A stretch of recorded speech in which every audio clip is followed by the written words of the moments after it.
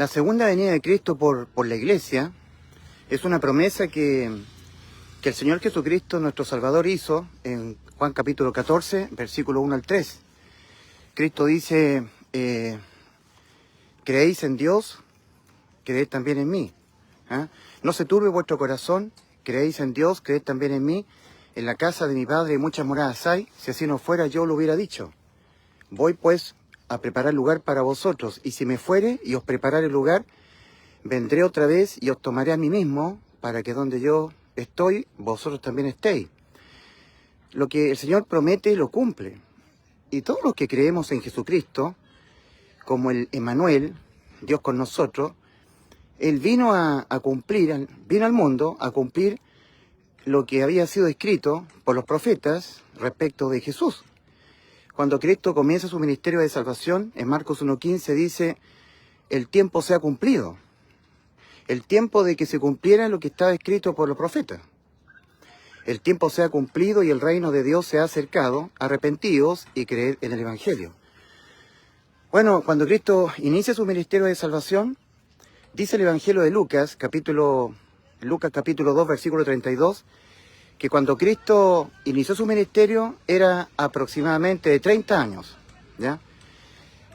Jesús mismo cuando inicia su ministerio era aproximadamente de 30 años, siendo sus padres José, se suponía que era José y María. Eso lo encontramos nosotros en la Biblia, en lo que está escrito.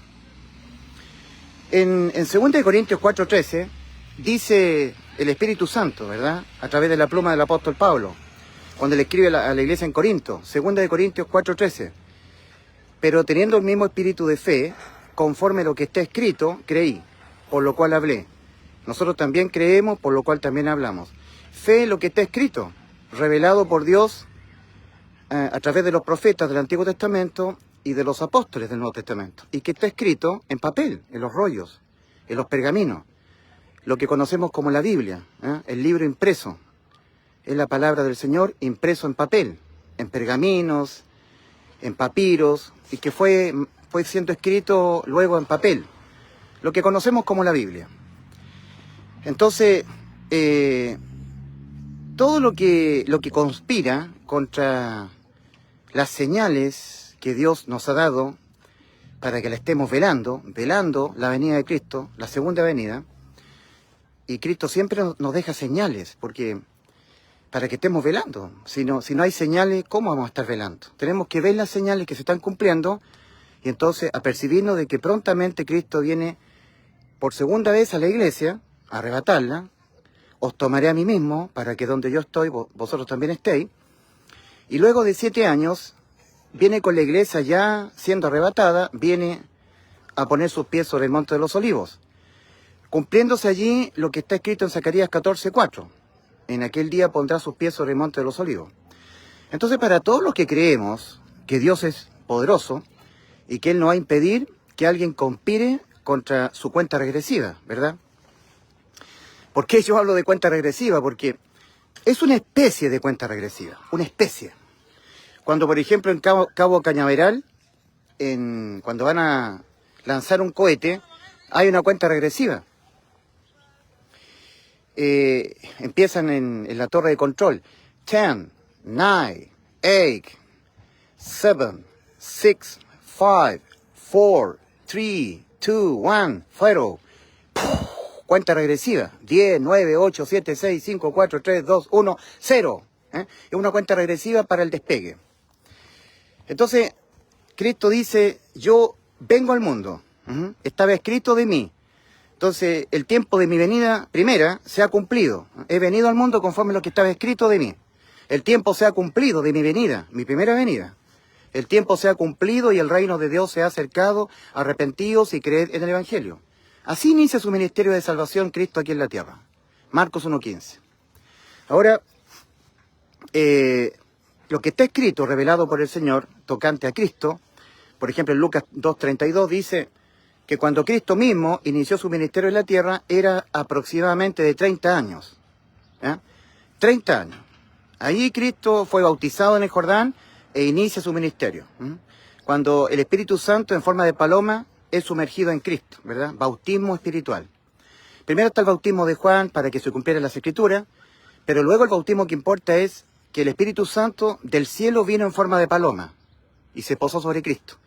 Ya eso es una figura del verdadero bautismo. Siempre el bautismo es inmersión, ser sumergido algo dentro de otra cosa, ¿ya?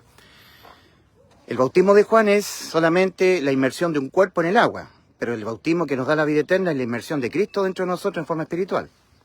Recordemos que en Mateo capítulo 3, Juan el Bautista dice, yo bautizo en agua, nada más que en agua. Es un bautismo testimonial, simbólico, que simboliza el verdadero bautismo, el bautismo invisible. Entonces el bautismo de Juan es un bautismo visible, porque se ve con los ojos que una persona se sumerge en el Jordán, en el río, en el agua. Pero el bautismo espiritual es un bautismo invisible. No se ve, porque es de carácter espiritual. Es cuando el Espíritu del Santo de Cristo es sumergido dentro. Y por eso que ahora los verdaderos salvados tenemos a Cristo dentro de nosotros. Dice 1 Juan 5:12, el que tiene al Hijo tiene la vida eterna. El que tiene al Hijo. En Romanos 8:9 el apóstol Pablo dice, si es que el Espíritu de Dios vive, ha sido sumergido dentro.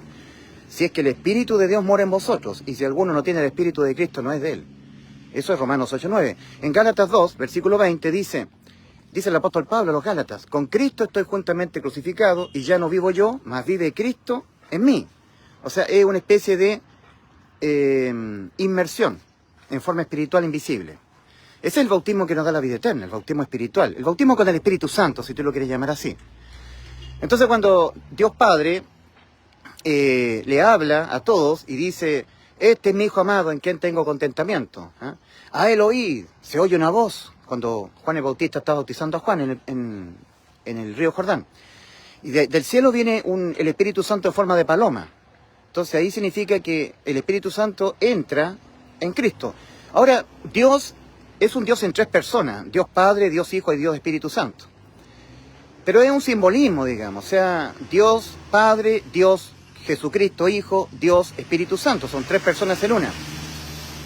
Pero esto que pasó en el Jordán, cuando el Espíritu Santo vino en forma de paloma, es una enseñanza del Señor, respecto a la necesidad de que el ser humano tenga a Cristo morando dentro. Porque el que tiene al Hijo tiene la vida. Y había dicho Dios, vendremos a Él y haremos morada con Él. O sea, al venir el Espíritu de Cristo, viene el Padre y viene Cristo mismo, el Espíritu de Dios Santo, el Espíritu Cristo y Padre, el Padre. Haremos morada, Dios Padre, Dios Hijo y Dios Espíritu Santo, haremos morada en Él. Vendremos a Él y haremos morada con Él. Era algo que había prometido el Señor. Entonces esto es una especie de simbolismo nada más, porque si uno se pone muy quisquilloso a decir, bueno, entonces ¿cómo? Cristo, ¿y a dónde está el Padre y el Espíritu Santo? Y entonces la persona empieza a ser controversial. Hay que ser sencillo para recibir la palabra, ¿ya? No ser tan controversial. A buen entendedor, pocas palabras. Entonces esto es un simbolismo. Es la necesidad de que en el ser humano habite Cristo. Y si habita Cristo, entonces también habita el Padre y habita el Espíritu Santo, ¿ya? Bueno, el Señor Jesucristo cumple lo que había sido escrito respecto de Él, por los profetas, que iba a venir. Había un tiempo en que iba a venir Dios encarnado al mundo, el Mesías, ¿ya? Mesías de Israel. Por eso dice, el tiempo se ha cumplido. El tiempo que había sido escrito que iba a venir yo. El tiempo se ha cumplido y el reino de Dios se ha acercado, arrepentidos y creeré del Evangelio. Bueno, Marcos 1:15. Entonces, empieza el Señor su ministerio a los 33 años y 6 meses más o menos. Los que conocemos bastante la Biblia, los que somos muy lectores de la Biblia, sabemos esto. Que desde que Cristo a sus 30 años inicia su ministerio, transcurren 4 Pascuas, o sea, casi 4 Pascuas. Uno lee el libro de Juan, el Evangelio de Juan. Entonces el Señor inicia su ministerio, atraviesa 3 Pascuas, y cuando estuvo a punto de celebrarse la cuarta Pascua, Él muere crucificado en la cruz por nuestros pecados. De hecho, Él no podía quedar crucificado hasta el otro día porque era Pascua, ¿entiendes? Entonces, no se alcanzó a cumplir 4 Pascuas desde que Cristo inicia su ministerio. Entonces uno puede sacar un cálculo y entender que cuando Cristo inicia su ministerio y hasta que muere por nuestros pecados en la cruz, a los 33 años, el Señor atravesó todo su ministerio casi 4 Pascuas, o sea, 3 años y unos 6 meses, 7 meses, por ahí, 3 años y medio.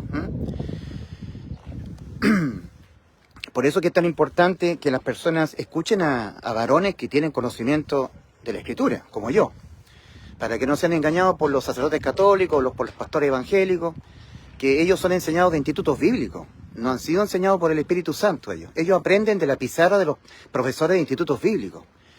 En cambio, yo he aprendido del Espíritu Santo que a los 10 años vino a ser sumergido dentro de mí. Así que préstenme oído a mí, porque al prestarme oído a mí, le están prestando oído al Espíritu Santo, al Espíritu de Cristo que mora dentro de mí.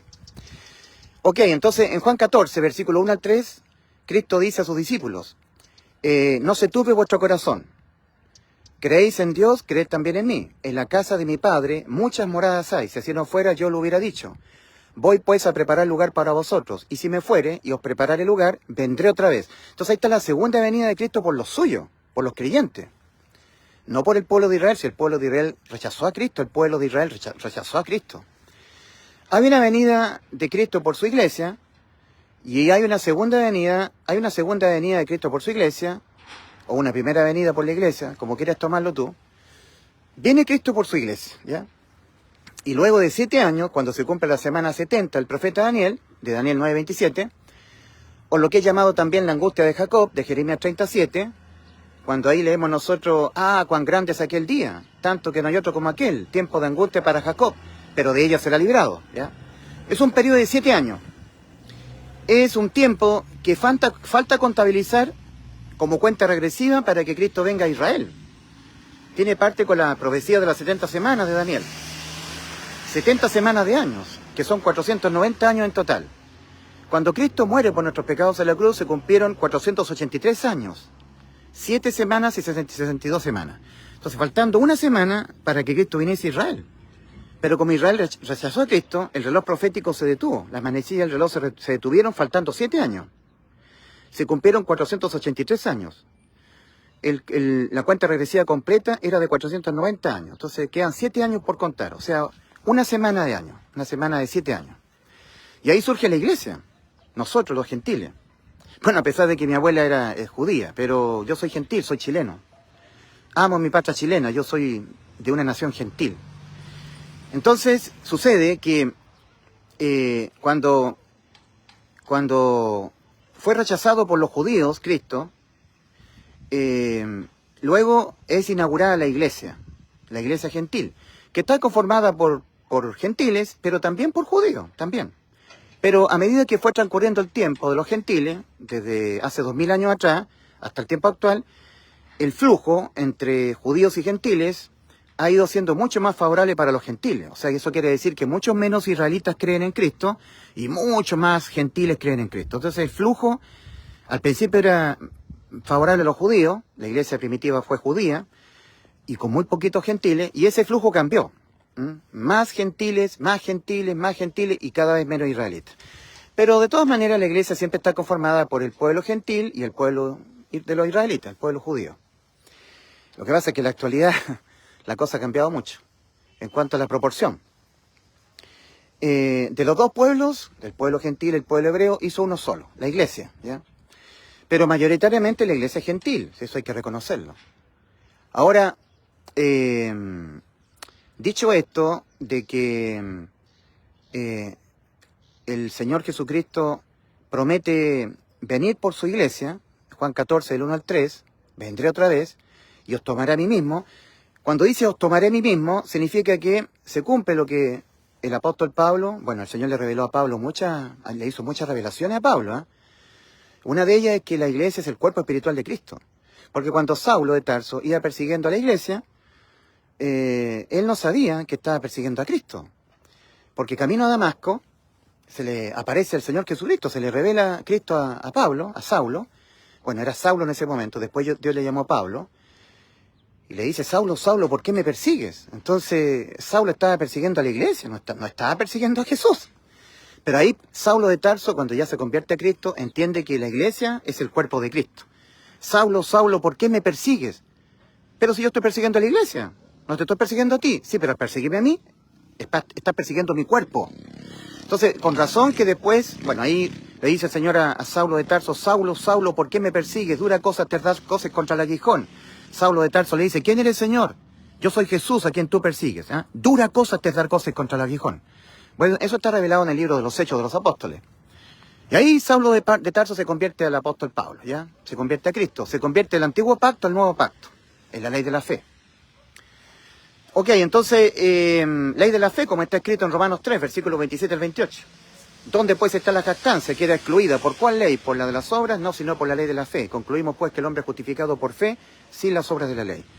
Entonces, ahora cuando Pablo, el apóstol, escribe a la iglesia en Éfeso, en Efesios 5:30, dice, la iglesia, somos miembros de su cuerpo, su carne y su hueso. Ah, entendió. Entendió Pablo que la iglesia es el cuerpo de Cristo. Y es por eso que Cristo dice, os tomaré a mí mismo, porque ustedes son mi cuerpo. Os tomaré a mí mismo para que donde yo estoy, en los cielos, vosotros también estéis. Entonces es la promesa de Cristo a su iglesia, que es el cuerpo espiritual de Cristo. O sea, cada persona que se arrepiente y cree con fe en el Evangelio, integra de inmediato el cuerpo espiritual de Cristo. Cada persona salvada es integrante, es un miembro del cuerpo espiritual de Cristo. Por ejemplo, yo soy una persona salvada por Cristo, o sea, Cristo en la cruz nos salvó a toda la humanidad, a todos los seres humanos, pero esa salvación se hace efectiva por la fe. El que no la cree con fe la salvación no es parte del cuerpo de Cristo, a pesar de que Cristo lo salvó. Cristo nos salvó a todos los seres humanos, a todos. Pero esa salvación que fue para todos, tiene que hacerle el ser humano propiamente tal, haciéndola efectiva por la fe. Tiene que hacerla efectiva por la fe. Creyéndola de todo corazón. De hecho, la condenación es por no creer en las buenas noticias de salvación, por no creer en el Evangelio. ¿Eh? El que no creyere en el Evangelio será condenado. Marcos capítulo 16, versículo 16. La salvación no es por obras, no es por ser bueno, dejar el pecado, hacer un cambio conductual, no, es por la fe en lo que Cristo hizo en la cruz, nada más. Si Cristo lo hizo todo, nos salvó el alma. Todo el sacrificio es suficiente para irse al cielo. No hay que agregar nada más al sacrificio de Cristo. No hay que agregar nada más. Ni hacer ni dejar de hacer, de parte de nosotros, para irse al cielo. El sacrificio de Cristo fue más que suficiente para darnos la entrada al cielo. Cualquier persona que esté agregando algo más o que esté predicando que hay que hacer algo más, aparte del sacrificio que hizo Cristo, o sea, en otras palabras, que diga que no es suficiente lo que hizo Cristo para darnos acceso al cielo, no es suficiente. Lo que va a ser suficiente es que yo deje el pecado, que me vuelva bueno, que cumpla los mandamientos o los sacramentos de la Iglesia Católica o lo que es la liturgia que dice el mundo evangélico. Entonces ahí sí, no, querido amigo. Cristo en la cruz consumó la salvación para toda alma humana y se hace efectiva creyéndola con todo el corazón, por la fe. Ahora, respecto a la salvación del alma, todas las escrituras que hablan de la salvación del alma, por ejemplo, Efesios 2, versículos 8 y 9, o Romanos 8, versículos 1 al 4, o Hebreos 2, versículos 2 y 3, y otros pasajes más, han sido levemente modificados por los traductores. Porque tenemos que tener bien claro que los rollos originales del Nuevo Testamento, solamente del Nuevo Testamento, desde Mateo hasta el Apocalipsis, originalmente fueron escritos en el idioma griego antiguo. Entonces, desde el Génesis hasta Malaquías, o sea, Génesis, Éxodo, Levítico, Número, Deuteronomio, Josué, Jueces, libro de Habacuc, Zacarías, y hasta Malaquías, que es el último libro del Antiguo Testamento, no, ahí no hubo intervención. Se han preservado más o menos intactos los escritos originales. O sea que en el Antiguo Testamento no hubo manipulación humana. Se han preservado intactos. De hecho, los rollos del Mar Muerto han demostrado que al comparar con los rollos originales no ha habido intervención. Porque en el Mar Muerto se encontraron los rollos del profeta Isaías, Jeremías, y al compararlo con los rollos que han sido preservados intactos no ha habido modificación. Donde sí, lamentablemente, ha habido manipulación, pero hasta cierto punto que Dios lo permitió, ha sido todo lo que es el Nuevo Testamento, porque el Nuevo Testamento fue escrito en un idioma que no era arameo. Era el idioma griego antiguo que prevalecía en los tiempos del Señor y los tiempos apostólicos. Y ahora cuando en la era medieval, ya todos los que tenían acceso a la Biblia, que predominantemente era del mundo católico, del Vaticano, de la era medieval, porque el catolicismo empieza como el año 323 de nuestra era, entonces ellos se apoderaron de todos los textos sagrados de la Biblia, y el mundo estaba bajo el oscurantismo medieval, o sea, nadie podía oír ni leer la Biblia, sino solamente los cardenales a los cuales el Papa le daba autorización, y se leía en latín, porque del idioma griego antiguo los traductores tradujeron al latín. In nomine Patri, in nomine Patris Sanctus, et in mitire Domini nostros, de Spiritus Sanctus, amén. Y y nadie entendía lo que realmente estaba escrito en la Biblia. Entonces, donde estaba la esperanza de que realmente la persona oyera lo que estaba escrito en la Biblia era en el mundo europeo. El resto del mundo, por ejemplo, Asia, la India, Pakistán, Rusia, África o las regiones de América, no había ninguna esperanza de salvación. Las personas se morían y iban al infierno, o sea. Pero si alguna persona buscaba a Dios, aunque no tuviera la Biblia en la mano, siempre Dios mueve cielo y tierra para revelarse a una persona que le busca, ¿ya? De hecho, en el libro del profeta Jeremías dice, también en el profeta Isaías, Ezequiel, en casi todos los profetas, el Señor siempre dice, me hallaréis, o sea, me buscaréis y me hallaréis cuando me buscaréis de todo vuestro corazón. O sea, este principio se cumple para todo ser humano. O sea, basta que un ser humano que viva en Malasia, que sea un cavernario de la era primitiva, que no tenga la menor idea de la Biblia, que nunca haya oído de Jesús, pero la persona diga, yo soy un ser creado, hay un Dios, oh Dios, quien quiera que seas tú, revélate a mi vida. Dios moverá cielo y tierra para revelarse a la persona. Los detractores al conocimiento de las Escrituras dicen, bueno, ¿y qué pasa con los que vivían en los montes del Himalaya y los que vivían en la selva? O los africanos que nunca les llegó la Biblia, ¿qué pasa con ellos? Son detractores, siempre le colocan, siempre tratan de ser quisquillosos, ¿me entienden? De ponerle un pero a la revelación bíblica.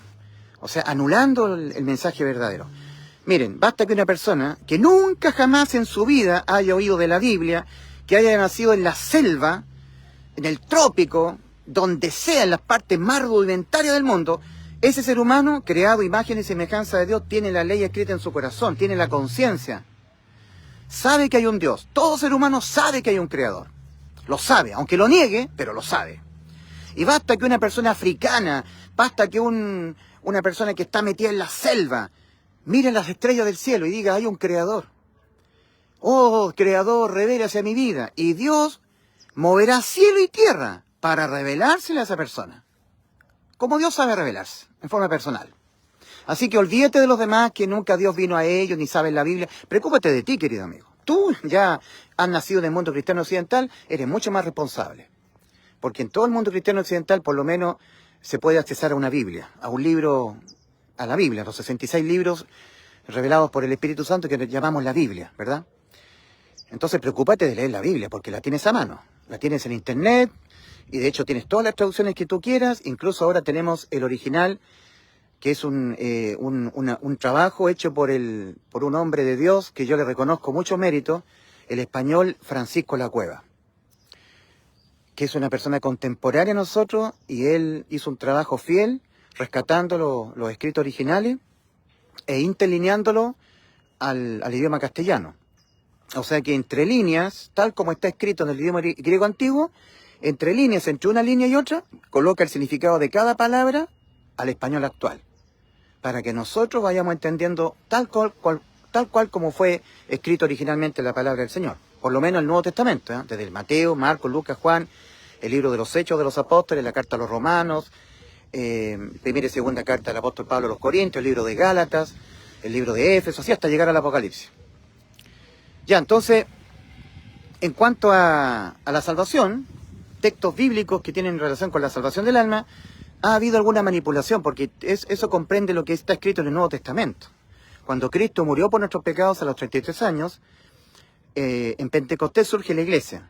De ahí para adelante, todo eso tiene que ver con el nuevo pacto, el Nuevo Testamento, que es el cumplimiento de lo que estaba escrito en el Antiguo Testamento. Y ahí eso ha sido un poco manipulado, hasta cierto punto, no sustancialmente. Por ejemplo, en Efesios 2, versículos 8 y 9. El original, tal como el Espíritu Santo inspiró la pluma del apóstol Pablo cuando escribe a los Efesios, dice, porque por gracia habéis sido salvados. ¿Se dan cuenta que el tiempo verbal del verbo haber está en pasado? Porque apunta a la cruz. Habéis sido salvados en la cruz del Calvario, ahí. Porque por gracia habéis sido salvados mediante la fe. Y esto no de vosotros, pues de Dios es el don, no por obras para que nadie se jacte, nadie se gloríe.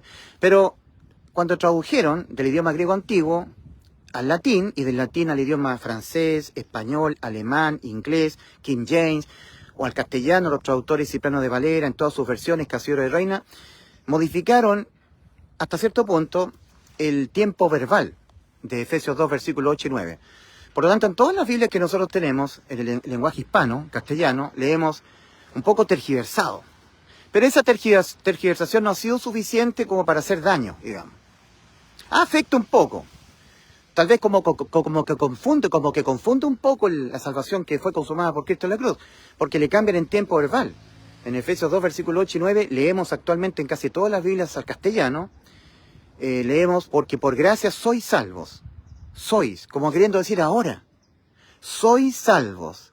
Entonces uno piensa, ahora, soy salvo ahora. O sea que no he sido salvo en la cruz. No, pues en la cruz habéis sido salvados. Así está originalmente inspirado por el Espíritu Santo en la pluma del apóstol Pablo a los Efesios. Lo que pasa es que modificaron esa expresión.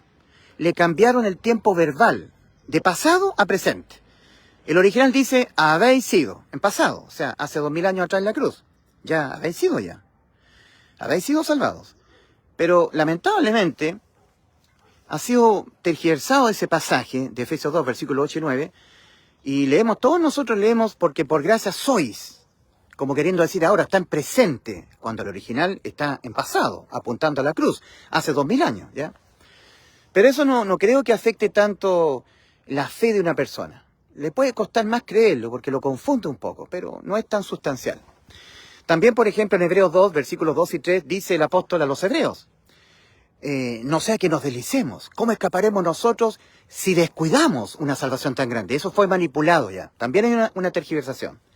Le han cambiado también el tiempo verbal. No. Originalmente, tal como el Espíritu Santo inspiró, que es la verdad, esa es la verdad, sin modificación, el original dice, ¿cómo escaparemos nosotros habiendo descuidado una salvación tan grande? Habiendo. El apóstol Pablo le está escribiendo a los hebreos. Los hebreos terminaron en el tiempo rechazando a Cristo como el Mesías. Entonces, el apóstol Pablo se está haciendo parte, él, nacionalmente con la nación hebrea. El apóstol Pablo era salvo él, pero él se está haciendo parte, se está identificando con su nación hebrea, porque el apóstol Pablo es un hebreo. Es como que yo, que soy chileno, o sea, yo no soy boliviano, no soy argentino, no soy ecuatoriano, soy chileno. Entonces, suponiendo que, es una suposición, que nosotros los chilenos tendríamos las promesas de un Mesías Salvador, un Mesías, un rey. Entonces mi nación chilena termina rechazando al rey de Chile, por decir así, es como decir el rey de Israel. Entonces yo me identifico con la nación mía, chilena, y digo, hermanos chilenos, ¿cómo escaparemos nosotros nacionalmente como chilenos? Habiendo descuidado una salvación tan grande, no habiendo prestado atención a lo que todo lo que estaba escrito por los profetas respecto a nuestro rey, nuestro Mesías, en forma nacional. Lo que pasa es que el apóstol Pablo ya era salvo, pero el resto de los hebreos, no. No. Entonces, no sea que nos deslicemos, hebreos. ¿Cómo escaparemos nosotros habiendo descuidado una salvación tan grande? Entonces, hay una manipulación también. Entonces, tal como el Espíritu Santo inspiró, la verdad, que está en pasado, habiendo descuidado una salvación tan grande, los traductores en la era medieval, traduciendo desde el idioma griego antiguo al latín, y del latín al español, al francés, al inglés, al alemán, etcétera, a todas las lenguas gentiles, modificaron el tiempo verbal. Lo mismo que hicieron con Efesios 2, versículos 8 y 9. En vez de haber sido, habéis sido salvados, le pusieron, sois salvos. Eso es Efesios 2, versículos 8 y 9. Y en vez de decir, haber dejado tal cual, haber dejado intacto, como Dios reveló a través del apóstol Pablo a los hebreos, habiendo descuidado una salvación tan grande, modificaron y pusieron, si descuidamos una salvación tan grande. Entonces eso impide a veces creer, como que confunde. Uno puede llegar a pensar, entonces se puede perder la salvación, porque si la descuidamos, no, eso está siendo dicho a los hebreos. Hebreos, ¿de qué otra manera ustedes van a ser salvos del infierno, habiendo descuidado lo que fue dicho respecto del Mesías y que el Mesías lo cumplió en la cruz? O sea, ¿de qué otra manera ustedes van a ser salvos habiendo rechazado a Cristo? Eso es lo que está diciendo el apóstol Pablo a los hebreos. Porque en Hechos 4:12 el apóstol Pedro dice respecto de Cristo, y en ningún otro hay salvación, porque no hay otro nombre debajo del cielo dado a los hombres en quien podamos ser salvos. Fuera de Cristo no hay ningún otro. Eso es lo que está diciendo el apóstol Pablo a los hebreos. ¿De qué otra manera ustedes, pueblo hebreo, van a ser salvos del infierno habiendo descuidado a Cristo? Una salvación tan grande. Bueno, me estoy extendiendo demasiado, pero en cuanto a la cuenta regresiva, vuelvo con el tema de la cuenta regresiva. Por ejemplo, tenemos la profecía de las 70 semanas de Daniel. 70 semanas están determinadas sobre tu pueblo y sobre tu santa ciudad para poner fin al pecado, terminar con la prevaricación, expiar la iniquidad, traer la justicia perdurable, sellar la visión, sellar la profecía y ungir al santo de los santos. Ahí hay 7 aspectos que son inherentes al reinado milenial de Cristo, porque nunca se ha expiado el pecado en la tierra. Sigue abundando el pecado con inmoralidad, con mentiras, con robos, con corrupción política, prevaricación. Sigue habiendo prevaricación, sigue habiendo el pecado en el mundo, sigue habiendo, no habiendo justicia, ni menos justicia perdurable. Pero todos esos aspectos, terminar con el pecado, terminar con la prevaricación, poner fin al pecado, expiar la iniquidad, expiar a Satanás, la iniquidad a Satanás, traer la justicia perdurable. No solamente la justicia, sino que perdurable. Esas cosas nunca se han cumplido en la tierra. Ya, esos son 7 aspectos inherentes al reinado milenial de Cristo. Entonces, siempre el 7 en la Biblia es un número que termina un proceso iniciado con el número 1. El Señor hizo los cielos y la tierra en 6 días y el día séptimo, el 7, reposó. Ahí se descansó. 6 días, ¿verdad? 6 días tenía que rodear Israel las murallas de Jericó y el día 7 tenía que rodear 7 veces y ahí caerían las murallas. O sea, siempre el 7 veces tenía que zambullirse el Naamán el sirio, que tenía lepra, en el Jordán, y a la 7ª vez su lepra desapareció. O sea, nada en la Biblia es por el azar, porque sí nomás. Todo tiene un simbolismo. Ahora, el Señor Jesucristo a través del apóstol Pedro, en 2 de Pedro 3:9, hablando del día del Señor, o el día de Cristo, si tú quieres, que es cuando Cristo se revela a la iglesia. Es una epifanía de Cristo a la iglesia para sacarla de este mundo. Es la venida de Cristo por la iglesia. El día del Señor está conformada por 4 eventos que van a ir desarrollándose uno tras otro. O 5 eventos si tú quieres, 5. El día del Señor inicia con un primer evento, es el arpazo.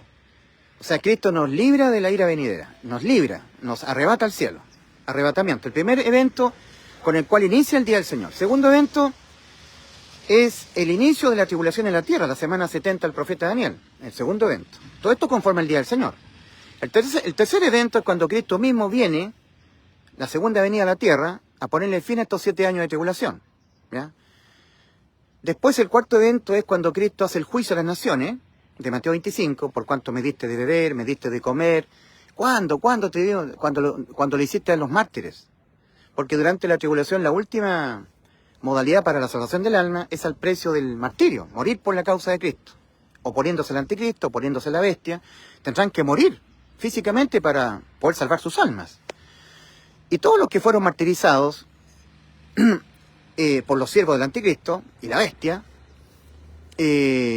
sufrieron de hambre, de sed, de enfermedades, no podían comprar ni vender porque tenían que resistirse al anticristo y a su marca, la bestia. Y los que fueron buenos con los mártires, que tuvieron misericordia, Dios los va a poner a la derecha en el juicio de las naciones, los corderitos. Y los que fueron inmisericordia con los mártires, que murieron por la causa de Cristo, durante los 7 años de tribulación, el Señor los pondrá a la izquierda, serán los cabritos a la izquierda, y malditos al lago de fuego, preparado para Satanás y sus ángeles, por cuanto no me diste de comer, no me diste de beber, pero eso durante el juicio de las naciones. Bueno, ese sería el quinto evento. El primer evento es el arrebatamiento, el segundo evento el inicio de la tribulación, el tercer evento la segunda venida, el cuarto evento el juicio de las naciones, Mateo 25. El quinto evento es la resurrección de los mártires. Bueno, ahí se puede alternar. O sea que el cuarto evento sería la resurrección de los mártires y el quinto evento el juicio de las naciones. El sexto evento sería el milenio, los 1000 años de Cristo, y el séptimo sería el fin del milenio y el fin de la era humana en la tierra. Ahí es destruido el mundo entero y Dios hace cielos nuevos y tierra nueva, ¿ya? Hay un 7. O sea, el día del Señor tiene 7 aspectos. El primero es el arrebatamiento de la iglesia de Cristo. Así inicia el día del Señor. Primer evento. El segundo evento sería el inicio de la tribulación en la tierra que dura 7 años. Segundo evento. El tercer evento es la segunda venida de Cristo al mundo. El cuarto evento sería la resurrección de los mártires. Bueno, eso se puede leer en Apocalipsis 20, versículo 4. Y vivieron y reinaron con Cristo 1000 años. ¿Quiénes? Los que no se dejaron marcar en la frente ni en su mano derecha. Y vivieron y reinaron con Cristo 1000 años. Ese es el tercer grupo y final de los de la primera resurrección. la primera resurrección para vida eterna está conformada de tres resurrecciones. La primera resurrección ocurrió en Mateo 27:52, cuando las tumbas de los santos del Antiguo Testamento se abrieron, Mateo 27:52, y algunos santos del Antiguo Testamento aparecieron a muchos en la ciudad de Jerusalén, Mateo 27:52. Ahí ocurrió la primera resurrección del el primer grupo de los de la primera resurrección. Está compuesta en tres grupos. El segundo grupo somos nosotros, la iglesia, Cristo en su venida. Y el tercer grupo final serán los mártires, cuando Cristo venga a reinar.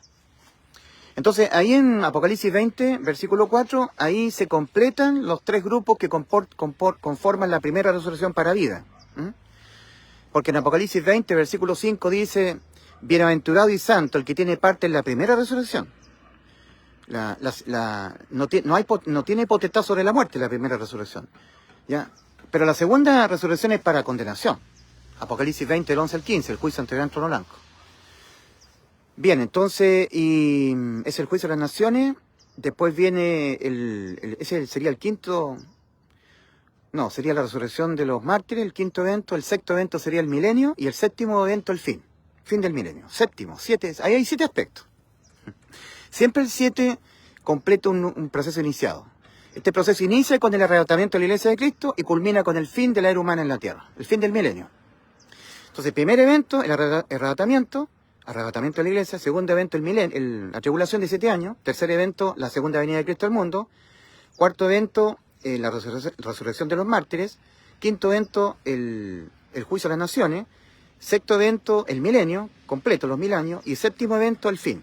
¿Ya? Ahí hay 7 aspectos. Siempre el 7 completa un número, un proceso iniciado. Ahora, el apóstol Pedro dice en 2 de Pedro 3, versículo 9, o 2 de Pedro 3:8, le está hablando a la iglesia, el apóstol Pedro.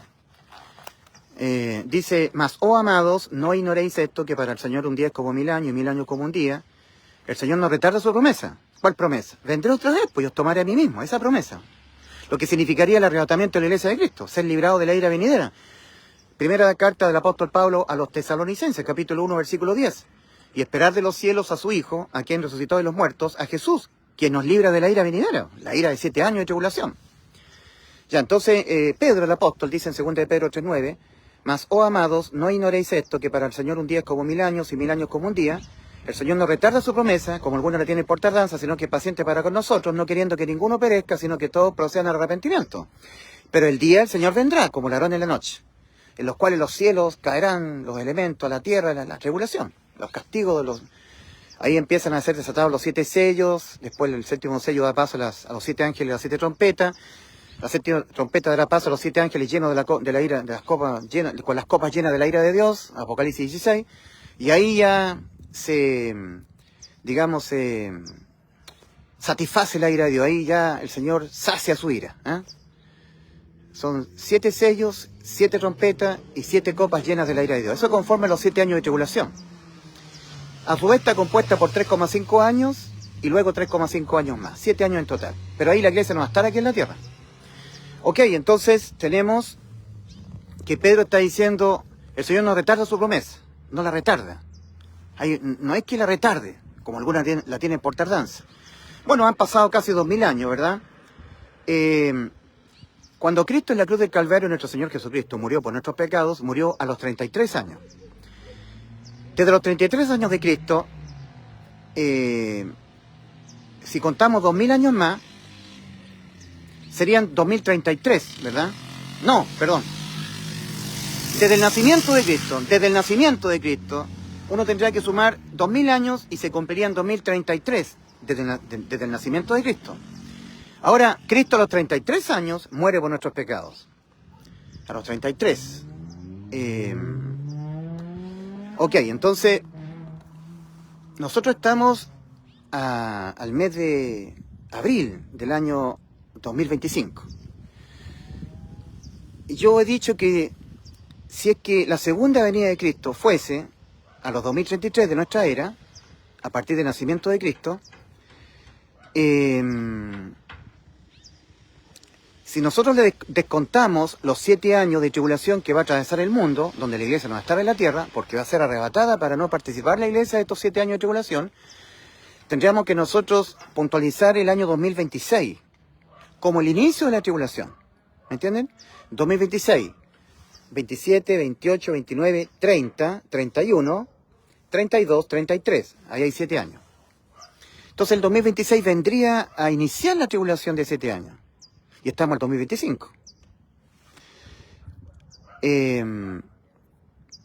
Es importante que en cuanto a, yo dije, textos bíblicos que hablan de la salvación, tal vez algunos de ellos fueron levemente modificados, pero que no hacen tanto daño a la fe, ¿ya? Pero Dios no ha permitido que se manipule las profecías y las señales y los hitos que nosotros tenemos que estar atentos para estar velando su venida. No, eso no. Aquí no puede decirse que los hombres han conspirado contra el poder de Dios, porque Dios se ha encargado de que los hitos, o sea, las señales que Dios ha dado para que estemos velando su venida, no han sido intervenidas, están intactas. O sea, toda aquella persona que dice, no, que resulta que el calendario que nos está rigiendo ahora es un calendario juliano gregoriano, no podemos saber el día y la hora, no, porque el día y la hora que Cristo venga por la iglesia. Miren, en Mateo capítulo 24, versículo 36, Cristo le está hablando al pueblo de Israel, no le está hablando a la iglesia. El pueblo de Israel es un pueblo espiritualmente muerto, que no puede entender porque no están espiritualmente vivos como nación. De hecho, un israelita está muerto espiritualmente, ¿ya? Es un hombre natural, que no percibe las cosas que son del Espíritu de Dios, como dice el apóstol Pablo en 1 Corintios 2, versículos 14 y 15. Pero la iglesia está conformada de personas nacidas de nuevo, portadores del Espíritu Santo. La iglesia es un pueblo espiritualmente vivo. En cambio, el pueblo terrenal de Dios es un pueblo espiritualmente muerto. Entonces, cuando se habla de la resurrección de la nación de Israel, es al tercer día. Oseas capítulo 6, versículo 2, dice, nos dará vida nacional después de 2 días. En el tercer día nos resucitará y viviremos delante de él. A partir del 33 de nuestra era, cuando Cristo muere por nuestros pecados, Israel muere muere espiritualmente, ¿ya? A los 33 años de nuestra era. Ahí es la muerte espiritual de Israel. Israel como nación muere espiritualmente. Ahora, el año 70 de nuestra era, Israel muere nacionalmente, como nación. Empieza la diáspora. Israel queda sin nación, ¿ya? Pero a los 33 años, Israel muere espiritualmente, en forma espiritual. Entonces la resurrección espiritual será después de 2 días, en el tercer día. Entonces, si uno cuenta, desde los 33 de nuestra era, cuenta 1000 años, porque 1000 años para Dios es un día y un día como 1000 años, sería 1033, ¿ya? Desde los 33 inicia un primer día, del 33, 1000 años, 1033. Ahí inicia el segundo día, en el 1033. Se termina un día e inicia un segundo día en el 1033. 1033, 1000 años más, 2033, termina el segundo día e inicia el tercer día, en el 2033. En el tercer día nos resucitará y viviremos delante de él. Entonces, el 2033 de nuestro calendario tendría que ser la segunda venida de Cristo por Israel. La segunda venida de Cristo por Israel. Se supone que 7 años antes Cristo habría venido por la iglesia. O sea, el 2026 inicia la tribulación en la tierra, entonces tendría que ser antes el arrebatamiento de la iglesia de Cristo. Y estamos en el 2025. Bueno, si todo esto está bien, digamos, dicho, ahí está siendo bien aplicada la escatología, entonces estamos muy cerca de que Cristo venga a arrebatar la iglesia. Ahora, desde Adán, el primer hombre creado, hasta los 33 de Cristo han transcurrido 4000 años. Esto es para los que estudiamos profundamente la Escritura, para los que sabemos bien la Biblia, como yo. Yo sé muy bien la Biblia. Llevo muchos años estudiando la Biblia. Cuando Adán fue creado del polvo de la tierra. Él es el primer hombre. Génesis capítulo 2, versículo 7. Y formó Dios al hombre del polvo de la tierra y sopló en su nariz aliento de vida y fue el hombre un ser viviente. Génesis capítulo 2, versículo 7. Ahora, cuando Adán fue creado, viene Adán a nacer, ¿verdad? Nace Adán, y Adán tiene 2 hijos con Eva, Caín y Abel, pero Caín mató a Abel, lo mató, y Caín fue un asesino. Entonces Dios le restituye este hijo muerto, Abel, por Set, Set, digamos, S-E-T, Set. Entonces, de ahí en adelante, Dios se encarga de dejarnos bien claro la cuenta regresiva, digamos, la línea genealógica, es decir, la cantidad de años genealógicos, para que nosotros contemos desde Adán hasta los 33 de Cristo. Porque cuando Adán nace, el primer hombre, nace la humanidad, Adán tiene un hijo que se llamó Set. Entonces uno tiene que contar desde que Adán nació hasta cuando tuvo a Set. Hay que contar esa cantidad de años, colocarla en la suma, ¿verdad? Colocarla en la cifra. Dice Génesis 5.5, Génesis capítulo 5, versículo 5. De 930 años era Adán cuando murió. Murió Adán a los 930 años. Está escrito eso. Pero antes de morir tuvo un hijo que se llamó Set. Entonces uno cuenta, coloca la cifra del tiempo que Adán nació y hasta que tuvo su hijo llamado Set. Bueno, Set nació, ¿cierto? Vivió y tuvo un hijo. Entonces uno tiene que sumar esa cantidad, desde que nació Set hasta que tuvo un hijo él, y colocarle la suma.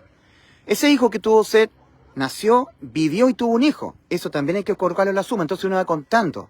Todo eso está escrito en Génesis capítulo 5, Génesis capítulo 10. Tú no tienes que ir leyendo primera carta a los reyes, segunda a los reyes. Ahí está. Uno tiene que ser un estudioso de la escritura para darse cuenta que desde Adán hasta Abraham transcurrieron más o menos 2000 años, y desde Abraham hasta los padres de José y María y hasta los 33 de Cristo, cuando muere por nuestros pecados, 2000 años más, son 4000. Ahora, ¿ustedes conocen el lenguaje simbólico del Señor en la Biblia? ¿Saben lo que es el lenguaje simbólico? Por ejemplo, hablando acerca del Cordero, que es Cristo, nuestro Cordero. Dice el libro de la carta del apóstol Pablo a los Corintios que Cristo es nuestra Pascua. Cristo es nuestra Pascua para la iglesia. Pero hay un pueblo terrenal que es el pueblo de Israel que tenía que celebrar la Pascua. Y ahí tenemos que ir a Éxodo capítulo 12, versículos 3 al 6. Dios le manda al pueblo terrenal, al pueblo de Israel, el día 10 de este mes, el día 10. Entonces, piensen en el número 10, el día 10 de este mes. Tómese cada uno un cordero, el cordero de la Pascua. El cordero será macho de un año sin defecto, figura de Cristo. Y el día 14 de este mes lo inmolará toda la congregación del pueblo de Israel. Del día 10 al día 14 hay 4 días. Recordemos lo que después nos dice el apóstol Pedro cuando escribe la iglesia, 2 de Pedro 3, versículos 8 y 9. Mas, oh amados, no ignoréis esto, que para con el Señor un día es como 1000 años y 1000 años como un día. El Señor no retarda su promesa como algunos la tienen por tardanza, sino que es paciente para con nosotros, no queriendo que ninguno perezca, sino que todos procedan al arrepentimiento. Pero el día del Señor vendrá, como ladrón en la noche. El día del Señor, que inicia con el arrebatamiento de la iglesia de Cristo. Ok, entonces tenemos nosotros esos 4 días. ¿Ya? Tómese el día 10 de este mes, tómese cada uno un cordero. Y el día 14, o sea, 4 días, lo inmolará. O sea, Adán entró en condenación, Adán, el primer hombre. Entonces, se requiere la salvación de la raza humana. Adán fue el primer hombre por el cual el pecado entró al mundo. Como dice Romanos 5, versículos 2 y 13. Por tanto, como el pecado entró al mundo por un hombre, por el pecado la muerte, así la muerte pasó a todos los hombres por cuanto todos pecaron. Romanos 5, 12. Adán, el hombre caído, y cayó toda la humanidad. Pero hay un postrer Adán, que vino 4000 años después de Adán. El Cordero, que expió el pecado. Reivindica la raza humana el Señor Jesucristo, ¿verdad? Da la salvación. 4000 años. Es el Cordero, que quita el pecado del mundo, como lo dijo Juan el Bautista, apuntando a Jesús. Le dijo a los israelitas, he aquí el Cordero de Dios que quita el pecado del mundo, el Cordero de la expiación, nuestra Pascua para la iglesia. Cristo es nuestra Pascua. Entonces ahí tenemos 4000 años, desde Adán hasta nuestro Señor Jesucristo muriendo por nuestros pecados en la cruz. Cristo es nuestra Pascua. Ahora, el lenguaje espiritual, tenemos nosotros Juan capítulo 4. Juan capítulo 4, versículo 40. Tenemos el episodio de la mujer del pozo de Sicar, una mujer samaritana. Nuestro Señor dice que tenía necesidad de ir a Sicar, pero era un pueblo de samaritanos. Y Cristo vino a los judíos, no vino a los samaritanos. Los samaritanos están representando a la iglesia gentil, ¿ya? Cristo vino a los judíos. ¿Qué sucede? Que en el pozo de Sicar, esta mujer se encuentra con Cristo. Dame de beber, le dice el Señor. Bueno, la mujer queda sorprendida porque el Señor le dice, el marido que tienes ahora no es tu marido, porque 5 maridos has tenido y el que ahora tienes no es tu marido. Y que la mujer quedó sorprendida, maravillada la mujer, porque le dijo todo lo que ella había hecho, sin que ella lo conociera a Jesús. Entonces, esta mujer samaritana, sorprendida de lo que Cristo le dijo, dejó su cántaro y corrió al pueblo de Sicar. Y les dijo a la gente de Sicar, venid, venid, gente de Sicar, que eran samaritanos.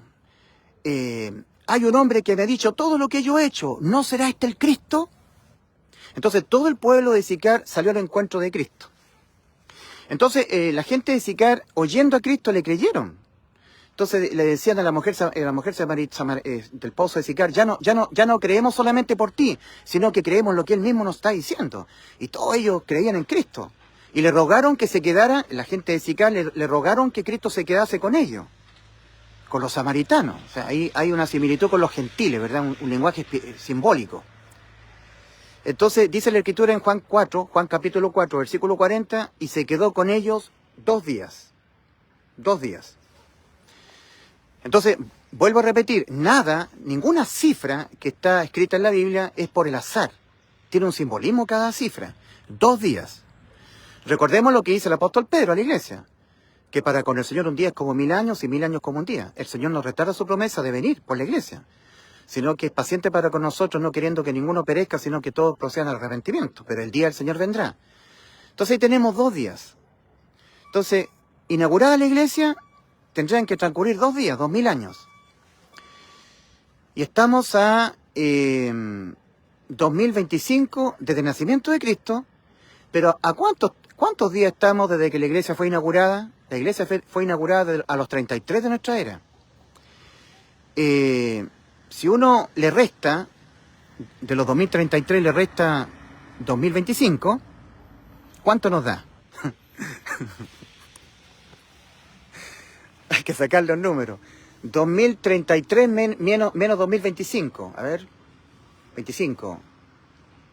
Bueno, no, lo que quiero decir es que, ¿cómo plantearlo? A los 33 años de nuestra era, en Pentecostés surge la iglesia. Cuando empieza a venir el Espíritu Santo, ¿verdad? Ahí inaugurada la iglesia con el Pentecostés. En Hechos capítulo 2. Cristo muere por nuestros pecados, al día tercero ha sido resucitado, aparece durante un periodo de 40 días a muchos testigos. Después de finalizar ese periodo de dar testimonio de haber sido resucitado, él asciende al Padre, ¿verdad? Y viene Pentecostés, porque el Señor le dice que se queden en Jerusalén para que reciban la promesa del Espíritu Santo, y en Pentecostés es inaugurada la iglesia. O sea que a los 33 de nuestra era, desde los 33 al tiempo actual, ¿cuántos años han pasado? ¿Quién puede decirlo? Del 33 al 2025. O sea, uno tendría que restar del 2025, tendría que restar 33, ¿verdad? 1992. Se me pierde un poco el cálculo. ¿Alguien que me está oyendo podría sacar una calculadora y decir cuánto tiempo hay desde los 33 de nuestra era hasta el 2025 actual? Lo que tendría que hacer sería restar al 2025, restar 33. ¿Cuánto da? A ver, si alguien me puede ayudar.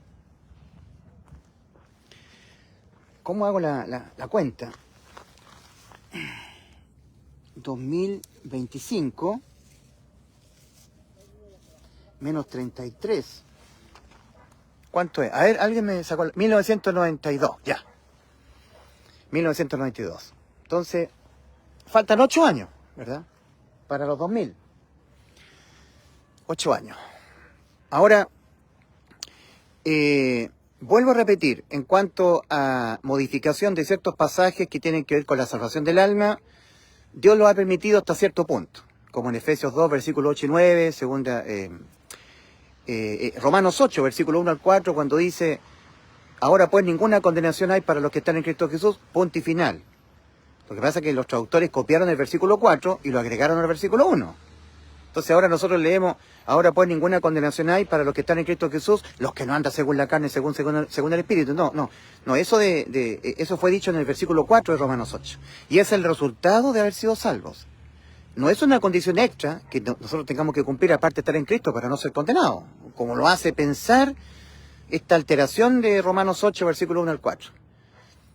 El versículo 2 dice, porque la ley del Espíritu de vida en Cristo Jesús libertóte de la ley del pecado y de la muerte. Libertóte de la ley. O sea que ahora no hay condena penal para el alma. La muerte contra el alma quedó abolida en la cruz, como dice 2 Timoteo 1:10. Pero manifestada ahora la gracia mediante la aparición del Salvador de nosotros, Cristo Jesús, que abolió por una parte la muerte contra el alma, ya no hay más pena de muerte para el alma. Cristo ahí en la cruz nos dio la inmortalidad, la vida eterna. No, abolió por una parte la muerte y sacó por otra a luz la vida y la inmortalidad mediante el Evangelio. O sea, ahí ocurrió la salvación de nuestras almas, por sustitución de condena. Cristo, en vez de nosotros, murió, pagó por nuestros pecados, ya no los tenemos que pagar nosotros. Bueno, como sea que sea, la cuenta escatológica está intacta. Todo lo que es decir que el calendario que nos rige ahora no es el calendario bíblico, porque antes se contaba un año en 360 días, el calendario bíblico, le llaman el calendario hebreo, pero es el calendario bíblico. Porque nosotros sabemos que hasta cuando Juan estaba en Patmos, las revelaciones de Daniel y todo decían que 3,5 años eran 1260 días. Eso significa que un año bíblico es 360 días. O sea, cuando surge Julio César, recordemos que el Señor pone reyes y quita reyes. El Señor pone reyes y quita reyes. Por ejemplo, Dios usó a Ciro el Persa, el monarca mundial del imperio medo-persa. Yo he tomado a Ciro el Persa, mi ungido, de la mano derecha, para desarraigar cerraduras de hierro. Isaías 45. Ciro el Persa dio la orden para que los israelitas que estaban cautivos en Babilonia volvieran a su patria en Jerusalén. En Esdras capítulo 1. Es un instrumento de Dios, Ciro el Persa.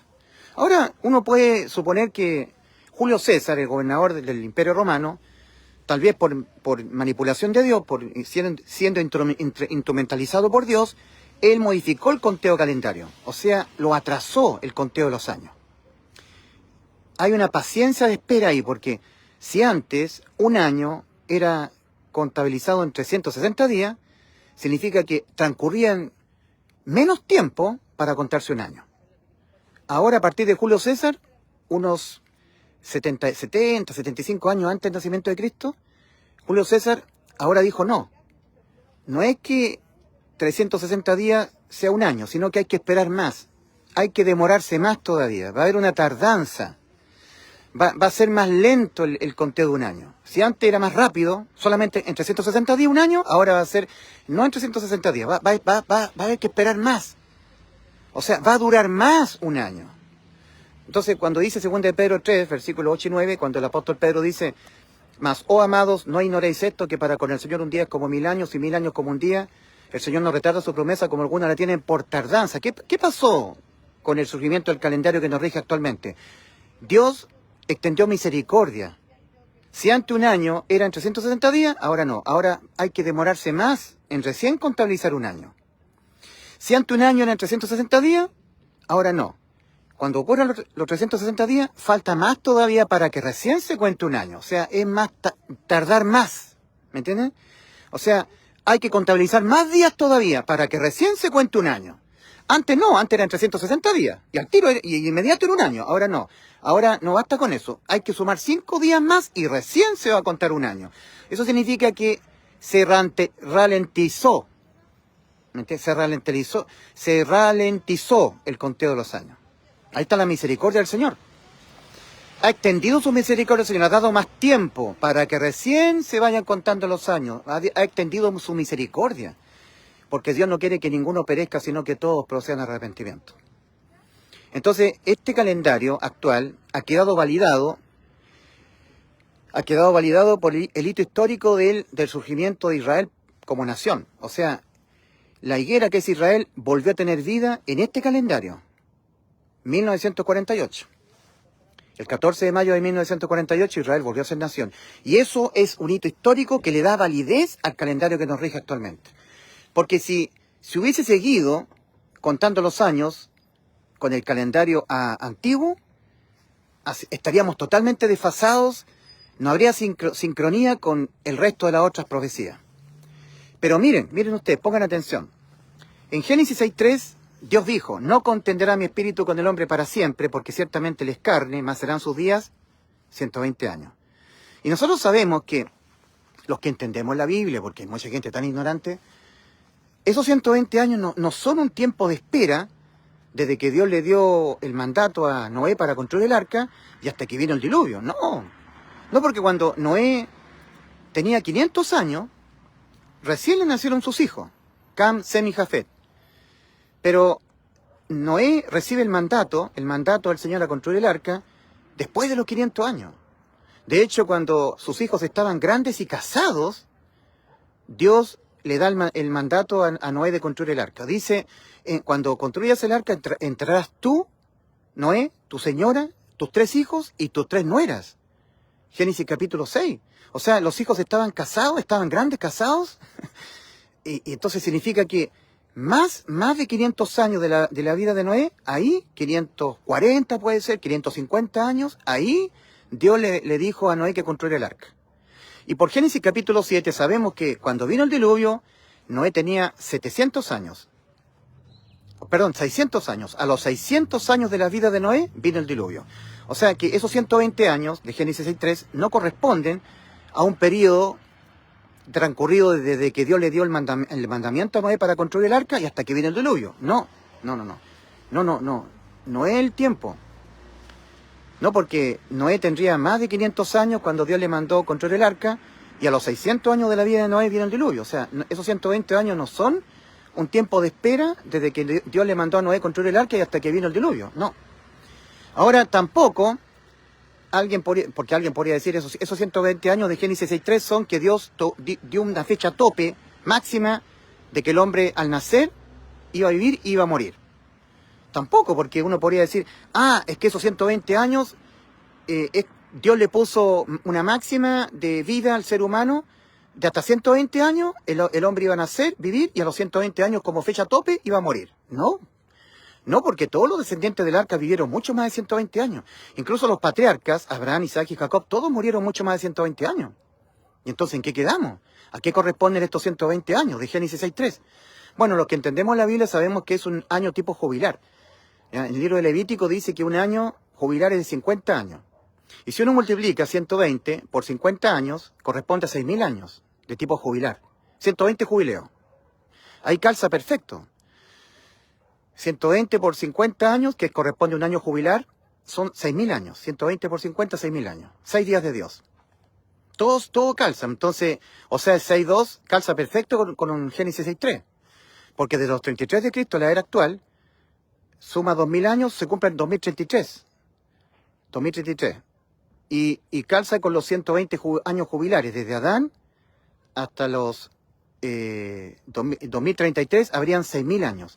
4.000 desde Adán hasta los 33 de Cristo, y desde los 33 de Cristo hasta 2033, 6.000 años. 4.000 más 2.000. Entonces tenemos 2.000 desde Adán hasta Abraham. De Abraham hasta los 33 de Cristo, 2.000 más, y de los 33 de Cristo hasta el 2033, hay 2.000 más, 6.000. Entonces tenemos Juan 4:40, se quedó el Señor con los samaritanos 2 días. Tenemos Éxodo capítulo 12, versículos 3 al 6. El día 10 de este mes, tómese cada uno un cordero. El cordero será macho de un año sin defecto. Y el día 14, o sea, 4 días, lo inmolará toda la congregación del pueblo de Israel. 4 días para Israel, o sea, 4 días desde Adán, el primer Adán, hasta el segundo Adán, el postrer Adán, que es Cristo. A los 33 años muriendo por nuestros pecados. De los 33 de Cristo, ahí aplicaríamos lo que el Señor se dice respecto a la mujer del pozo de Sicar, los del pueblo de Sicar, los samaritanos. Se quedó el Señor con ellos 2 días. Juan 4:40. Si esto no es así como yo lo estoy planteando, entonces yo estoy equivocado. Yo estoy suponiendo, estoy siendo conspiranoico, pero lo que yo estoy diciendo está conforme a lo que está escrito. Y vuelvo a insistir, todas aquellas personas que digan, no, que el Señor no nació el año 0, nació 5 años antes del año 0, no, que resulta que el Señor nació el año 3, no, que resulta que este calendario es un calendario juliano y gregoriano, no es el calendario bíblico, no, es que nadie puede saber el día y la hora. Entonces, la gente que no quiere que Cristo venga, que le tiene miedo a Cristo, tiene un cierto terror, ellos hipócritamente usan lo que está diciendo Cristo en Mateo 24, versículo 36, pero del día y la hora nadie sabe, ni aun los ángeles del cielo, sino solo mi Padre. Pero día y hora ¿de qué? De la segunda venida de Cristo al pueblo muerto espiritualmente, al pueblo de Israel. Porque los israelitas, para poder creerle al Señor, le piden señales. Le piden, porque los judíos piden señales y los griegos buscan sabiduría. Dice 1 Corintios capítulo 1, versículos 24 al 26, porque los judíos piden señales. Entonces los judíos le están pidiendo señales al Señor en Mateo 24. ¿Qué señales nos das de tu venida? De estas cosas, del fin del siglo. Entonces el Señor le está dando señales al pueblo de Israel. Entonces, todo Mateo 24 es para el pueblo de Israel, no es para la iglesia. Respecto a la segunda venida de Cristo por Israel, no por la iglesia. Ahora, a la iglesia, que es el pueblo espiritualmente vivo, que tenemos que estar velando, por ejemplo, primera carta del apóstol Pablo a la iglesia, a los tesalonicenses, primera carta del apóstol Pablo a los tesalonicenses, capítulo 5, versículo 4, dice, mas vosotros, hermanos, no estáis en tinieblas para que aquel día os sorprenda como ladrón. A ver, a los israelitas les dice el Señor, del día y la hora nadie sabe. Pero a los israelitas, al pueblo de Israel, no a la iglesia. A la iglesia, el apóstol Pablo escribe en la primera carta a los tesalonicenses, capítulo 5, versículo 4, mas vosotros, hermanos, no estáis en tinieblas para que aquel día os sorprenda como ladrón. Entonces, el pueblo vivo espiritualmente, la iglesia, tiene que estar velando, viendo las señales de los tiempos que estamos, porque tenemos que contar los tiempos, y para eso está la Biblia, para contabilizar los tiempos, la cuenta regresiva.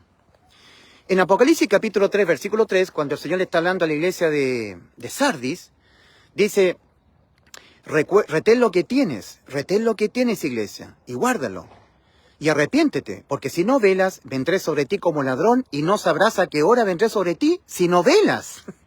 Pero si estás velando, sí. A ver, ¿la iglesia puede saber el día y la hora? ¡Claro! Primera carta a los tesalonicenses, capítulo 5, versículo 4. Nosotros no estamos en tinieblas para que aquel día os sorprenda como ladrón. Para que aquel día, o sea, podemos saber el día. ¿Y podremos saber la hora? Apocalipsis capítulo 3, versículo 3. Ya, retén lo que tienes y guárdalo. Y arrepiéntete, porque si no velas, vendré sobre ti como ladrón y no sabrás a qué hora vendré sobre ti. O sea que sí podemos saber la hora y sí podemos saber el día. ¿Quién es? La iglesia genuina. Ahora, alguien podría decir, momento, uno dice, es que ahí le está escribiendo a la iglesia de Sardis, no a la iglesia de la Odisea. Es que la iglesia es un solo cuerpo en Cristo. Es un solo cuerpo. Lo que está siendo escrito para la iglesia de Éfeso también es válido para la iglesia de la Odisea. Lo que está siendo escrito para la iglesia de Sardis también es válido para la iglesia de la Odisea. Lo de la Odisea es para Sardis, lo de Sardis para Éfeso, lo de Éfeso para Pérgamo, porque somos un solo cuerpo en Cristo. Las 7 iglesias de Asia están simbolizando al cuerpo espiritual completo de Cristo a través de las eras en que la iglesia está en la tierra. Pero eso también puede ser aplicado a la vida de un ser humano en particular, desde el momento que ha sido salvo, vive en la tierra y hasta que muere. Su periodo de tiempo en la tierra de una persona que entró por la puerta estrecha y empieza su peregrinaje hasta que muere. Entonces, cuando una persona recién nace de nuevo, entra por la puerta estrecha, está en su primer amor. Efesios, la carta, o sea, la carta a la iglesia de Éfeso. Has dejado tu primer amor. El paso del tiempo en un creyente, por ejemplo en mí, le hace estar perdiendo el fervor por la larga espera.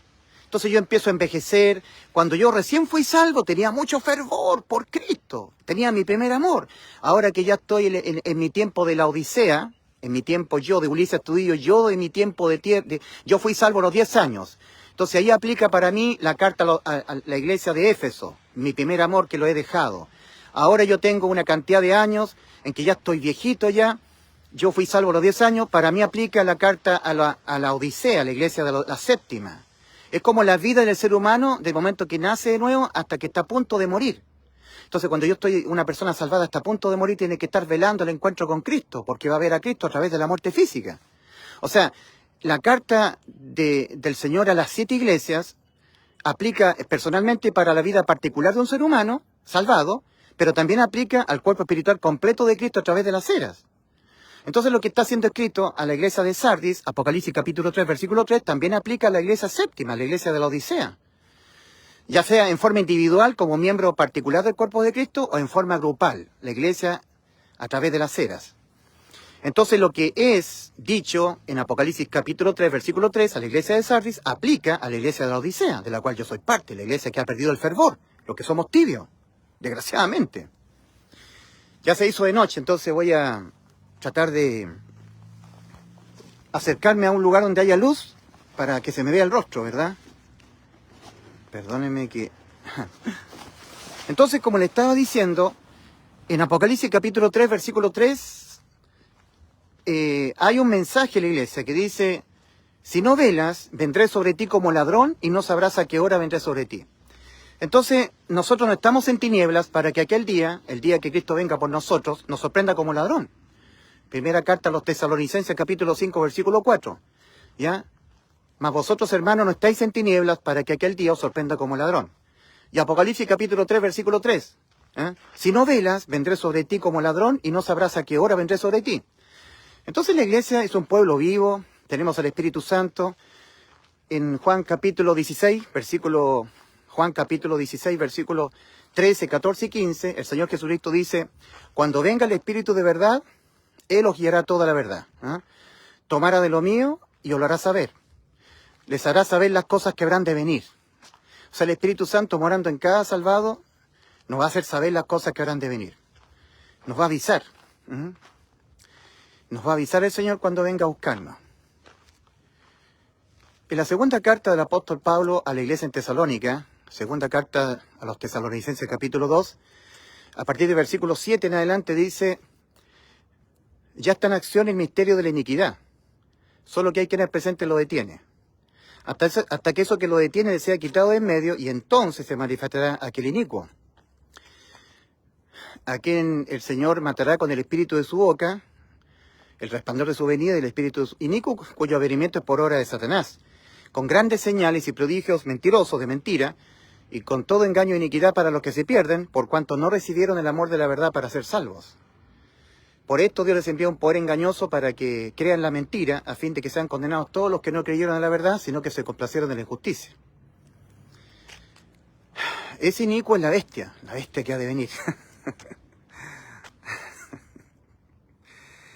O sea que estamos así de que Cristo venga a buscarnos. Hay que estar velando su venida, porque nosotros no estamos en tinieblas para que aquel día nos sorprenda como ladrón. Aquel día, el día que Cristo nos venga a buscar.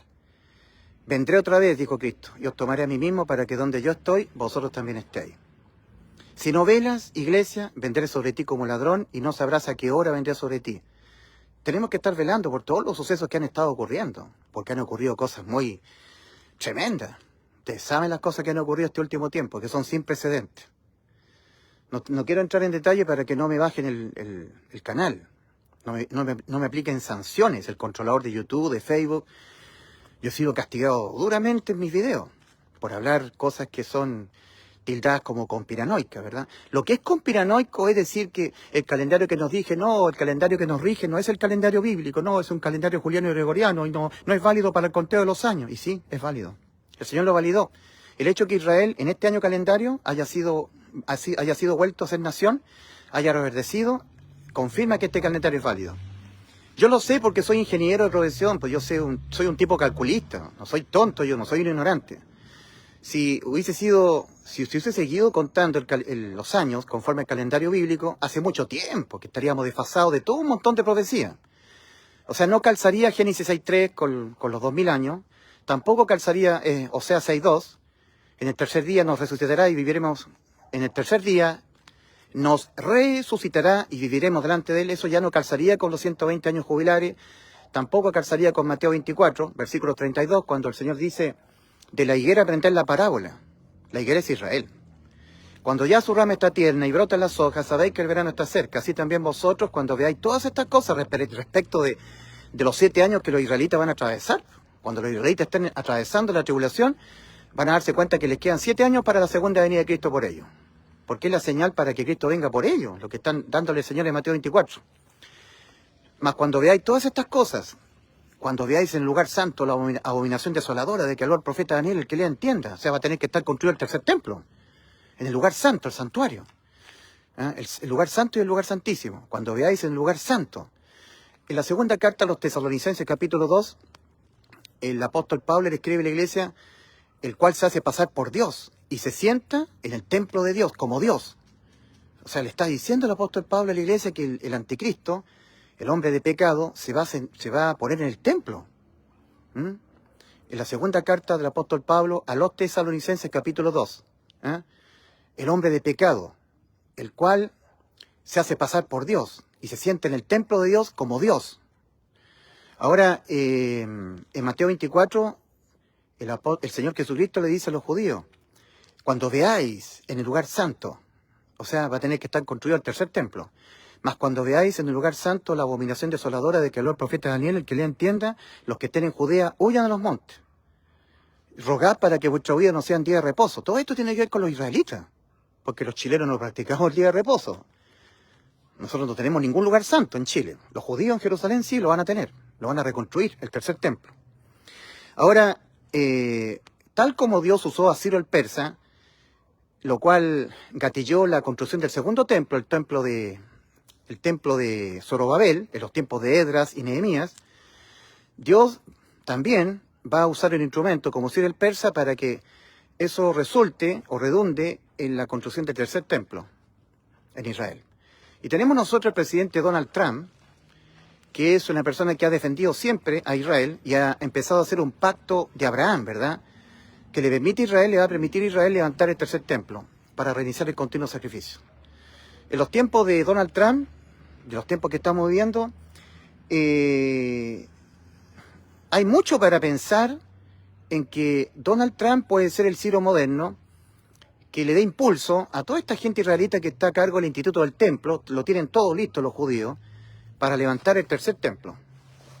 Ya están las vacas rojas, ya están seleccionados los levitas, ya los israelitas están frenéticamente esperando que se logre un pacto en Medio Oriente que le dé garantías a Israel para levantar el tercer templo. Lo que va a tener que poner de su parte Israel para que se confirme ese pacto de paz, que lo va a confirmar el anticristo, va a tener que ser el desarmarse, para que se cumpla, al final de los 7 años de tribulación, se cumpla la batalla de Gog y Magog, el rey del norte. Cuando dice en Ezequiel 38, ha venido contra una ciudad indefensa, sin muros, significa desarme. Y los eternos defensores de Israel, que siempre van a estar hasta el último tiempo, que son el gran Estados Unidos, las dos alas de la gran águila, que Estados Unidos no... Me da pena este hombre mexicano llamado, ¿cómo se llama?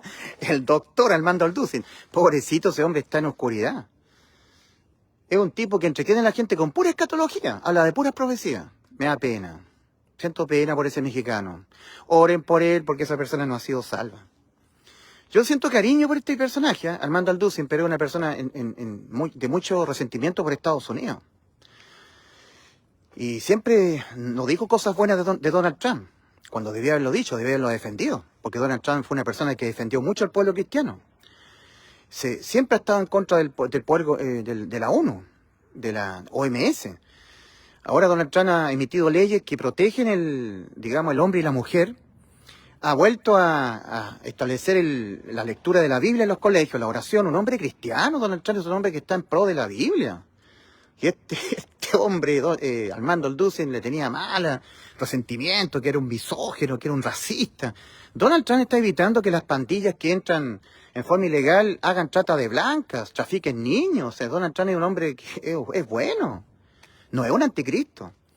Es el Ciro moderno que Dios va a usar para poder establecer un pacto en Medio Oriente que le dé garantía a Israel para levantar el tercer templo. Y el anticristo lo va a confirmar. Si el instrumento del Señor va a establecer el pacto, va a dar todas las garantías para que alguien lo confirme.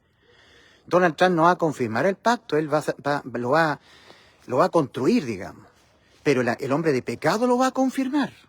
Y el hombre de pecado es llamado el asirio, el anticristo. O sea que va a provenir de algunas de las regiones que antiguamente fue parte del vasto imperio asirio. Perfectamente el anticristo puede ser un turco de Turquía, que lo mande Erdogan, o de Rusia, que lo mande Putin en representación de Rusia para que ocupe uno de los asientos del Consejo de Seguridad de las Naciones Unidas.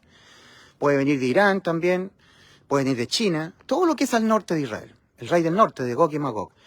Ahora, Gran Bretaña y Estados Unidos siempre han defendido a Israel. Son los países que tienen más bases militares en todo Medio Oriente. O sea, los portaaviones poderosos que tiene Gran Bretaña de la clase Queen Elizabeth, de la clase Príncipe de Gales, que circulan por todo el Mar Rojo. O sea, Inglaterra, Gran Bretaña tienen muchas bases navales en Chipre, en el Golfo Pérsico, y sus poderosos destructores, la flota naval británica sigue teniendo poderío en el Medio Oriente, y frena el avance ruso, frena el avance chino, el avance iraní. Las bases militares que están, digamos, diseminadas por todo Medio Oriente, las bases militares norteamericanas, que están en el Golfo Pérsico, están en Kuwait, están en Irak. O sea, lo que va a tener que poner de su parte Estados Unidos y Gran Bretaña para que se confirme el pacto de paz es desenmalentar sus bases. ¿Cómo es la palabra? Desmalentar. Desenmalentar. Desarmar. Se me olvida esa palabra. Desmalentar. Cuando se desarma una base militar, ¿cómo se dice? Desmalentar.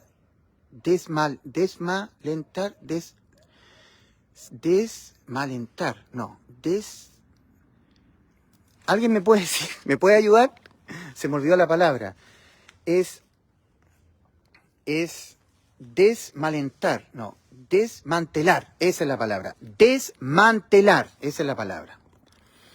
Desmantelar las bases militares que tienen los norteamericanos y los ingleses en Medio Oriente, retirar sus portaaviones, para dejar el escenario de Medio Oriente disponible para el efecto sorpresa de la bestia. Porque según Ezequiel 38, cuando el rey del norte vaya a ir en contra de Jerusalén, los eternos cuidadores de Israel, los protectores de Israel, que son Gran Bretaña y Estados Unidos, estarán vigentes como naciones poderosas. Lo que pasa es que estarán replegadas, se tendrán que replegar.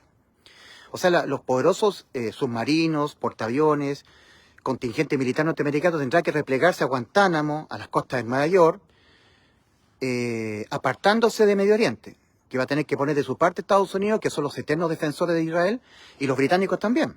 Replegar sus bases, otra vez se me olvidó, desmalentar, se me olvida esa palabra siempre. Desarmar sus bases militares y replegar sus militares.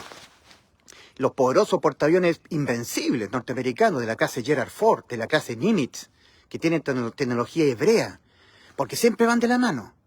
Van de la mano los Harrier británicos con tecnología israelita, la marca Boeing, la marca Northrop, la marca, por ejemplo, Lockheed Martin.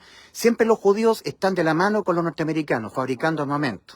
Y siempre los norteamericanos ayudando a los hebreos, y los británicos también. Tienen intereses en común por el petróleo.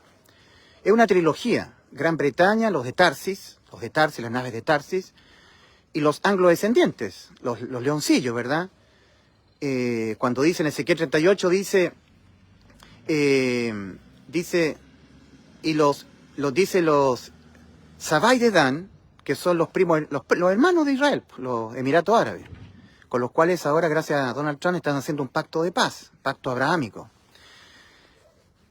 Sabai de Dan y los mercaderes de Tarsis, los líderes de mercado, los británicos, las naves de Tarsis con las cuales Irán y Salomón hacían negocio, ¿verdad? Colocaban sus naves en el puerto de Zion Geber, la actual Eilat, que da en Mar Rojo.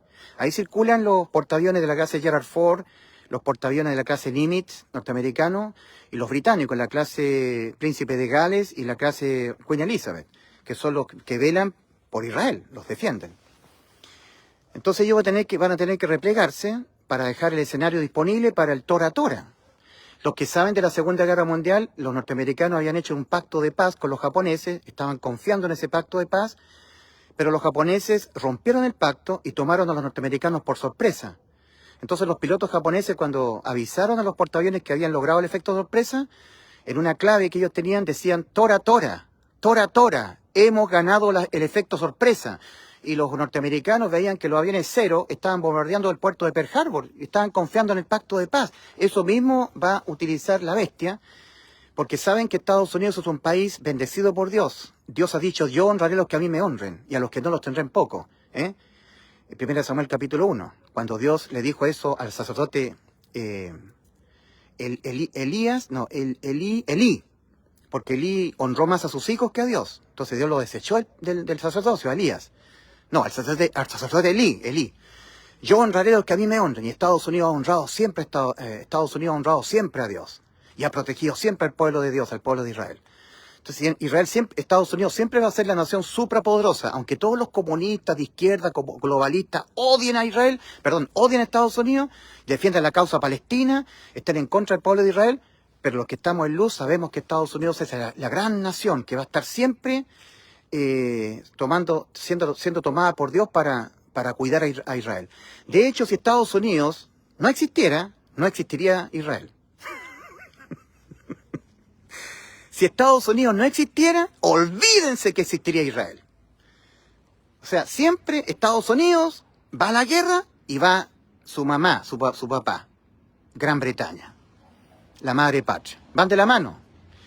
Los de Tarsis. Recordemos que Salomón, junto con Hiram, en el libro de Primera de Reyes, colocaba sus naves en el puerto de Sion-Geber para ir a negociar con los de Tarsis, las naves de Tarsis.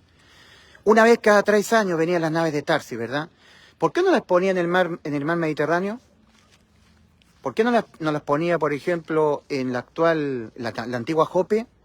¿Se acuerdan cuando Jonás huyó de Dios? Dios le había mandado predicar a Nínive y él descendió a Jope y pagó su pasaje para huir a Tarsis por el Mediterráneo. O sea, uno podría suponer que Tarsis está en las costas de España, ¿cierto? Hacia el occidente, huyendo de la actual Tel Aviv, tomando un barco para navegar por todo el Mediterráneo hasta España, puede ser, hacia occidente.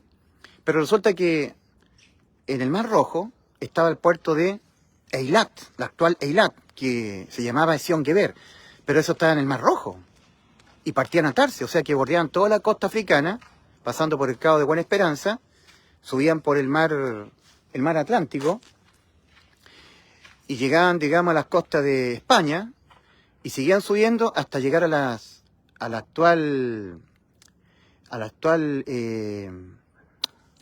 antiguas minas de plata, que eran las minas de, bueno, el actual Plymouth en Inglaterra, ¿ya? Para que cerremos el tema. Cornwall, las minas de Cornwall, donde se fabricaba había la metalurgia. Salomón necesitaba mucha metalurgia y negociaba con los Britannia, Tarsis, los británicos, todos los de ojos azules, piel blanca, los de Tarsis, negociaban con Salomón para construir la Casa de Oro. De ahí venía toda la metalurgia, la industria de la metalurgia desarrollada por los británicos, los de Tarsis, las naves de Tarsis. Tartesis, británico, anglo-descendiente, Estados Unidos, los leoncillos. El león británico, ¿verdad? Entonces, Sabai de Dan y los mercaderes de Tarsis y todos sus leoncillos, sus príncipes, te preguntarán, ¿a qué has venido? ¿A qué has venido, bestia, rey del norte, Gog? Cuando tú vengas contra esta ciudad indefensa, ¿no lo sabrás tú? Claro que lo sabrás, pues si tú confirmaste el pacto. Para que ellos se desarmaran y los norteamericanos con los ingleses se replegaran. Los vas a tomar por sorpresa. Y cuando en Ezequiel 38 vemos nosotros un reclamo, ese reclamo dice, ¿a qué has venido? ¿Has venido a arrebatar presa? ¿A tomar despojos contra una ciudad indefensa? Ese reclamo lo hace Estados Unidos y Gran Bretaña porque ellos no pueden acudir raudamente a salvar a Israel.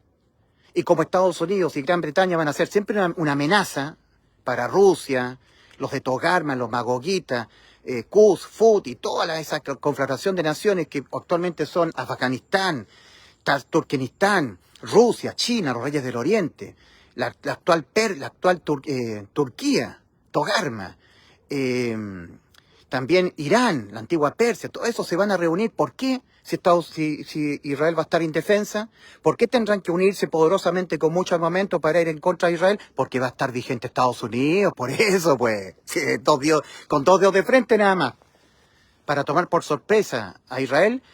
Entonces lo va a engañar el anticristo, le va a hacer firmar un pacto donde van a estar confiando los ingleses, los norteamericanos y los judíos. Y los judíos, para que se confirme el pacto, tendrán que desarmarse, desarmar todas sus bases militares, sus aviones de combate, quedar indefensos. sin muralla, ciudad sin muralla. Y los norteamericanos y los ingleses van a tener que replegarse para raudamente la bestia venir con un montón de naciones contra Israel. Y cuando se entere Estados Unidos, no va a poder tener tiempo para defenderlo. Y en ese momento va a venir Cristo de los cielos. Ahí viene Cristo a defender a Israel. Y ahí va a terminar la era de los 7 años de tribulación. Cristo viene, le pone fin a los 7 años de tribulación e inicia el juicio de las naciones, la resurrección de los mártires, el milenio y luego el fin. El fin de la era humana, cielos nuevos y tierra nueva, el juicio ante el gran trono blanco de Apocalipsis 20, del 11 al 15, y luego el capítulo 21 de Apocalipsis, cielo nuevo y tierra nueva, y Apocalipsis 22, y fin. Y entramos a la eternidad de la iglesia con Cristo. Bien, Dios les bendiga. Entonces he hablado un poco de escatología, ¿eh? De escatología. Estamos así, a este abril de 2025, del fin de todo.